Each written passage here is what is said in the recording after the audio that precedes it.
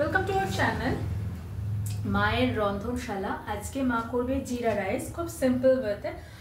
দু রকমভাবে জিরা রাইস হয়, একটা হচ্ছে ভাতটা করে নিয়ে জিরা রাইস করা যায়, আর একটা হচ্ছে আপনারা ডাইরেক্ট চাল দিয়ে জিরা রাইস করতে পারেন। মা প্রথমটা করছে ভাতটা করে নিয়ে করছে, মা করছে বাসমতি রাইসের, আপনারা রেগুলার রাইসে করতে পারেন। আচ্ছা, এখানে 2 চামচ মতো ঘি আছে, এই চামচের অনেকটা ঘি দেখতেই পাচ্ছে। মা প্রথমে কড়াইয়ে ঘিটা দিয়ে দিল, আর জিরা রাইসটা সবসময় ঘিয়ে করলে টেস্ট হয়, তেলে একটা অন্যরকম গন্ধ হয়, খুব একটা ভালো হয় না। তো আপনারা চাইলে ঘিয়ে করলে বেশি ভালো হয় আর কি।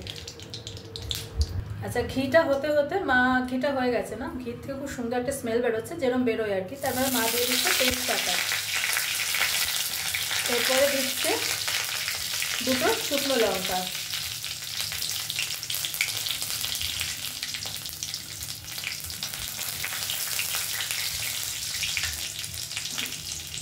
আচ্ছা এরপরে মা দিয়ে দিচ্ছে,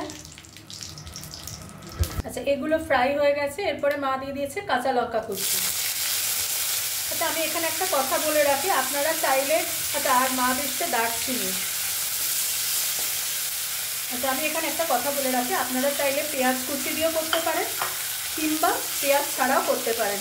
সাধারণত পেঁয়াজ ছাড়া জিরা রাইস হয়, কিন্তু পেঁয়াজ দিয়েও জিরা রাইস হয়, অনেকে কিন্তু পেঁয়াজ দিয়েও জিরা রাইস খায়। যেহেতু জিরা রাইস, জিরা তো লাগবে। এরপরে মা দিয়ে দিচ্ছে জিরে, আর এটা ঘিয়ে করলে বেশি টেস্ট হয়। আর আবারও বলে দিচ্ছি, 2 রকম অপশন, একটা হচ্ছে আপনারা এটা দিয়ে চাল দিয়ে তার মধ্যে জল মেপে যেরকমভাবে করে সেরকমভাবেও করতে পারেন, কিন্তু মা করছে ভাতটা করে নিয়ে। এই যে দেখুন, এটা মা করছে বাসমতি রাইস, তাই না মা? এটা লং গ্রেন বাসমতি রাইস, এটা দিয়ে মা করছে, আপনারা নর্মাল রাইসও করতে পারেন। তো এটা মা এবার এটা ভাজা ভাজা হয়ে যাক। আচ্ছা এগুলো সব ভাজা ভাজা হয়ে গেছে, এরপরে মা এই ভাত করে রেখেছিল সেটা দিয়ে দিচ্ছে। এটাকে 90% ভাত করা আছে না? খুব সিম্পল ওয়েতে মা জিরা রাইস দেখালো, আপনারা এইভাবে একবার করে দেখবেন, টেস্ট হয় কিন্তু খেতে খুব।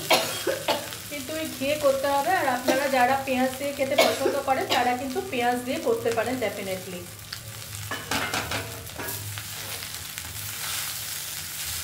খুব ঝরঝরে হয়েছে দেখুন, একটুও তলায় লেগে যায়নি। মা এবার সব নাড়িয়ে নেবে, মানে এগুলো মিক্স করে নেবে। আচ্ছা এই দেখুন, সব মা একসাথে মিক্সড করে নিল, সব নাড়ছে। জাস্ট একটুখানি ব্যাপার, একটু ভালো করে মিক্সড করে নেবে। দেখুন কত সুন্দর ঝরঝরে হয়েছে, তলায় একটুও লেগে যায়নি। এরকমভাবে ঝটঝট করে বানিয়ে ফেলুন বাড়িতে জিরা রাইস। তো আবারও বলছি, পেঁয়াজ দিয়েও করতে পারেন, যারা পেঁয়াজ দিয়ে খেতে ভালোবাসেন, পেঁয়াজ ছাড়াও কিন্তু করা যায়, সেটা হচ্ছে এরকমভাবে, সেটা আপনারা জানেন, তাও আমি এরকমভাবে বললাম। হ্যাঁ, পরে মা দিয়ে দিচ্ছে নুন,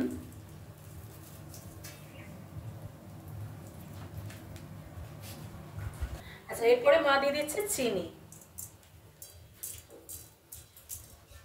নুন আর চিনি দিয়ে ভালোভাবে মা মিক্সড করে নিচ্ছে। দেখুন কতটা ঝরঝরে হয়েছে, একটু লেগে যায়নি তলায়। একটু ঘি দিয়ে করলে এটার টেস্ট বেশি হয়, নাহলে তেল দিয়ে খুব একটা ভালো লাগে না। ঘিয়ের একটা গন্ধ তো আলাদা। হ্যাঁ, খুব সিম্পল, দেখুন বেশি মশলাও নেই, কিছু নেই। যারা খেয়েছে, হ্যাঁ খুব তাড়াতাড়িও হয়ে যায়। আচ্ছা নুন চিনি তো দিল, দেখলেনি, খুব ভালোভাবে মা নেড়ে নিল। তো এরপরে মা নামাবে, জিরা রাইস ডান। তো প্লিজ নামানোর আগে কি করছে একটু দেখুন। নামানোর আগে এখানে ধনে পাতা কুচি ওপর থেকে মা ছড়িয়ে দিচ্ছে। তো please please please please please please চ্যানেলটাকে সাবস্ক্রাইব করুন, আমাকে আশীর্বাদ করুন, যাতে আমি আমার এই চ্যানেলটাকে নিয়ে অনেক দূর এগোতে পারি। প্লিজ আমাদের পাশে থাকুন, সাথে থাকুন, দেখতে থাকুন মায়ের রন্ধনশালা। এরপর মা ডিশে ট্রান্সফার করছে।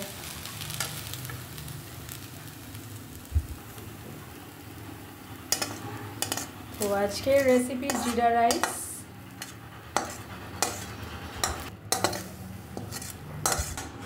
ডান। এই দেখুন মা একটু মেস হয়ে গেছে, একটু করে দিন। আশা করি আজকে মায়ের করা এই জিরা রাইসের প্রসেসটা আপনাদের পছন্দ হবে। প্লিজ প্লিজ প্লিজ বাড়িতে একবার করে দেখুন, আর প্লিজ প্লিজ প্লিজ আমি রিকোয়েস্ট করছি আমাদের চ্যানেলটাকে সাবস্ক্রাইব করুন, আমাকে আর মাকে আশীর্বাদ করুন, যাতে আমি আর মায়ের চ্যানেলটাকে নিয়ে অনেক দূর এগোতে পারি। প্লিজ আমাদের পাশে থাকুন, সাথে থাকুন, দেখতে থাকুন মায়ের রন্ধনশালা। টাটা, অন্যদিন অন্য কোনো রেসিপি নিয়ে আবার ফিরে আসবো। ভালো থাকবেন, দেখতে থাকুন মায়ের রন্ধনশালা।